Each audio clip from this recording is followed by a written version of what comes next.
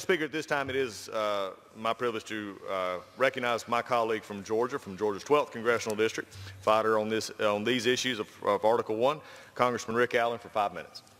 Gentleman from Georgia, Mr. Allen is recognized for 5 minutes. Thank you, Doug. And Mr. Speaker, I rise today to support my fellow Georgian, Congressman Doug Collins' bill, H.R. 469. One of the biggest complaints I hear about the federal government is the lack of accountability or these backroom deals. One glaring example of this is what is referenced to as sue and settlement litigation. Under previous administrations, left-leaning groups would sue a federal agency to try and enact regulatory changes without going through the normal rulemaking process. Both parties, the federal government and special interest groups, settle in court with an already agreed upon deal.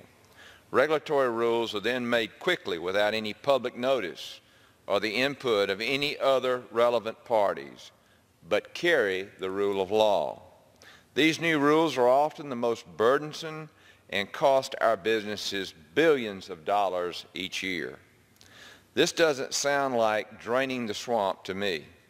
H.R. 469 stops these unfair arrangements by requiring agencies to publicly post and report to Congress on sue and settle complaints, consent decrees, and settlement arrangements.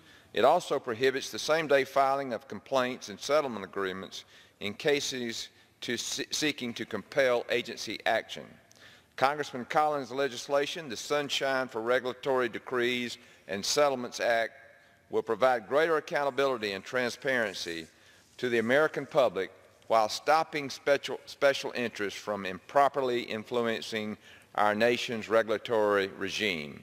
We must uphold a fair and transparent regulatory process. The American people demand this from us. I urge my colleagues to support the rule on this common sense legislation, and I yield back.